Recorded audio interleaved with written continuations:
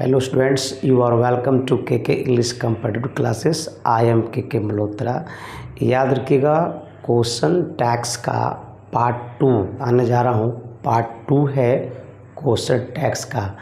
याद रखिएगा, last video में मैंने बताया था कि it's very difficult to find out subject normal होता है ना सेंटेंस में, तो टैक्स वाला सब्जेक्ट आसानी से निकल जाता है। बट याद रखिएगा, इसमें सब्जेक्ट को निकालना ही that's very difficult to find out the subject of the question tags. Okay, question tags में सबसे ज़्यादा जो मुश्किल होता है वो सब्जेक्ट को निकालना ही होता है। तो मैं उसको रिपीट कर देता हूँ। याद रखिए, कुछ हम सवाल यहाँ पर रखे हैं।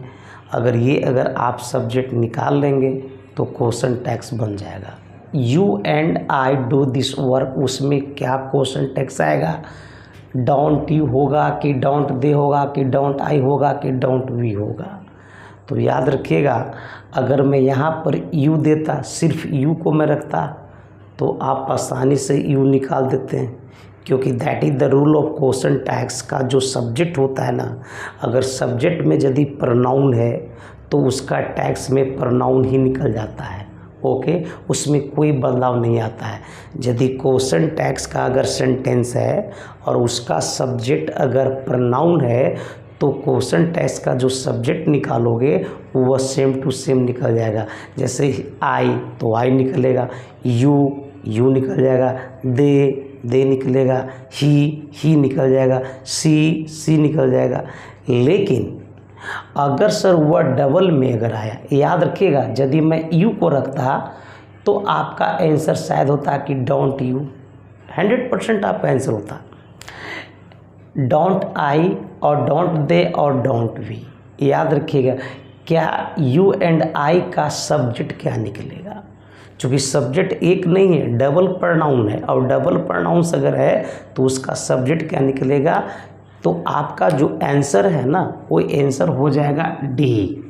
याद रखिएगा, सिर्फ मैं भी आंसर बता रहा हूँ, हम नियम को पढ़ाएंगे, ठीक है ना। You and he speak English, याद रखिएगा 2+3 है, 2+3 का आपका जो आंसर है वो हो जाएगा ए। अगर आप इसको देख कर के कन्फ्यूज हो रहे हैं तो ये आपके लिए लाजमी है कन्फ्यूज होना। याद रहे, he and I have started the work, haven't we 3+1 है, तो आपका जो आंसर है वो हो जाएगा सर ए। ओके, और he and she will go to market, इसका जो आंसर होगा ये हो जाएगा ए। अब याद रखिएगा, कभी कहिएगा कि ही एंड सी, यहाँ पे दे निकल गया, यहाँ पर वी आ गया, यहाँ पे यू आ गया और यहाँ पर वी आ गया। Okay, Ram has a pen, this is the normal. अगर आपका सब्जेक्ट में नाउन है तो नाउन को आप दोबारा नहीं लिख सकते हैं। The repetition of the same noun in the same sentence is boring. What I am saying to you, the repetition of the same noun in the same sentence is boring. यदि यहाँ पे राम है तो राम का सब्जेक्ट अगर आप राम निकालोगे तो वह गलत हो जाता है। इसलिए इस राम का जो सब्जेक्ट होगा, यानी कि इसके बदले में क्या आएगा? प्रोनाउन आएगा। अब राम के लिए यहाँ पर आपको ही लगाना होगा। तो याद रखिएगा, यदि नाउन सब्जेक्ट में है तो नाउन को आप कैटेगरी देखिएगा। यदि नाउन सिंगुलर में है और प्लस वह मेल है, ही हो जाएगा। नाउन यदि सर फीमेल है और तो सी हो जाएगा। और यदि आपका जो नाउन है वह प्लूरल है, चाहे वह मेल हो या फीमेल हो, डजेंट मैटर, आपका सब्जेक्ट दे हो जाएगा। ओके, जैसे यहाँ राम के लिए क्या आएगा? चूँकि राम इज सिंगल हियर, तो राम यहाँ पे नाउन है, इस नाउन के लिए हमको ही चाहिए, तो क्या हो जाएगा? Ram has a pen.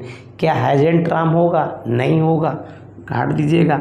हैजेंट he, yes that's right answer. क्या हैज ही होगा? ये हो सकता था, बट सेंटेंस हमारा पॉजिटिव है तो टैक्स तो नेगेटिव होगा, तो डी आउट हुआ, सी आउट हुआ, आपका आंसर होगा हैजेंट ही। ओके, तो ध्यान से सुनिएगा, यदि सब्जेक्ट में अगर नाउन है तो नाउन की कैटेगरी देख लीजिएगा। अगर नाउन सिंगुलर है और वह मेल है, सब्जेक्ट ही लिखिएगा। अगर वह नाउन है, फीमेल है, सिंगुलर में है, तो सर आप सी लिख दीजिएगा। और यदि मेल और फीमेल दोनों है, या हो सकता है कि डबल मेल हो सकता है कि डबल फीमेल हो सकता है कि एक मेल और एक फीमेल हो, तो यदि वह पीएल कैटेगरी में आता है तो सीधे आप सब्जेक्ट दे निकाल लीजिएगा। ओके, जैसे लिखेगा Sita and Gita are happy, तो Sita and Gita are happy, तो आर एंड तो लिखोगे। अब सब्जेक्ट में कौन है, तो सीता एंड गीता है, तो Sita and Geeta both are female, तो दोनों फीमेल है, तो इसका मतलब एक से अधिक है, तो उसका सब्जेक्ट क्या निकालोगे, दे निकाल लेना है। ओके,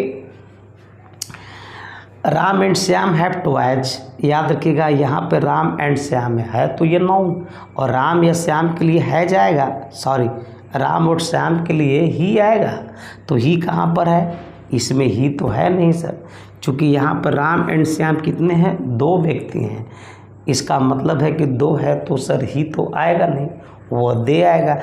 दे आप खोजिए कहाँ पर है, तो दे इसी में आपका आंसर हो जाएगा बी, क्योंकि हैजेंट राम एंड श्याम, याद रखिए रिपीट नाउन ठीक नहीं है, हैवेंट वी सब्जेक्ट नहीं होगा, हैजेंट राम नहीं होगा, आपका जो आंसर होगा वो हैवेंट दे होगा।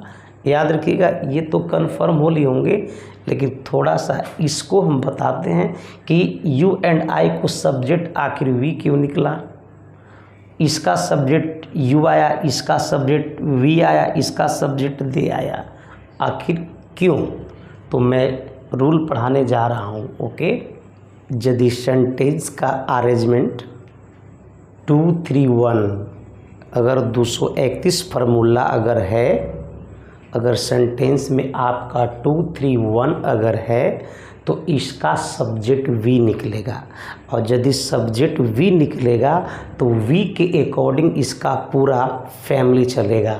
सब्जेक्ट वी हो जाएगा, वी का जो ऑब्जेक्ट होता है अस होता है, इसका जो पजेसिव एडजेक्टिव होता है आवर होता है, पजेसिव प्रोनाउन आवर्स होगा, रिफ्लेक्सिव प्रोनाउन आवर सेल्फ्स हो जाएगा। अब परीक्षा में क्या डिमांड करेगा, कभी सब्जेक्ट खोज देता है, कभी वो रिफ्लेक्सिव प्रोनाउन खोज देता है, कभी उसका एडजेक्टिव डालने के लिए कहता है, कभी सर उसका पजेसिव प्रोनाउन लगाने के लिए कहता है। तो याद रखिएगा, इस रूल को हमेशा याद रखिएगा। 1 + 2 + 3 भी हो तो वी आएगा, 2 + 1 हो तो वी ही आएगा, 3 + 1 हो तो वी आएगा। लेकिन 2 + 3 यदि हो एग्ज़ाम में तो उसका सब्जेक्ट यू निकलता है, तो फिर यू पे इसका फैमिली चलेगा, और 3 + 3 आई मीन 33 जो फार्मूला है ना, इसका सब्जेक्ट दे निकलेगा तो इसका फैमिली दे पर चलेगा। ओके, कुछ यहाँ पर एग्जाम्पल्स हैं, ज़रा देखिएगा। You and I do work, यहाँ पर क्या कर रहा है, आई डू वर्क, वर्क क्या एक नाउन है, नाउन के पहले हमको क्या चाहिए, एडजेक्टिव चाहिए। अगर एडजेक्टिव चाहिए तो यू एंड आई है, यानी कि एक सब्जेक्ट यू है एंड आई यानी कि 2, यानी कि यहाँ पे 2 है और यहाँ पर 1 है, यानी कि 21 है, और 21 का जो सब्जेक्ट होगा वो क्या हो जाएगा, वी होगा। तो वी का एडजेक्टिव क्या होगा, आवर, यहाँ पर क्या मांग रहा है, एडजेक्टिव, तो यहाँ पर आपका जो आंसर होगा ना आवर हो जाएगा। तो इस नियम को देख लीजिएगा, याद रखिएगा। 2 + 3 + 1 231 है, 123 है, 21 है, 31 है, 23 है और 33 है। ओके, इसी फार्मूला पर आपका बेस्ट होता है। ओके,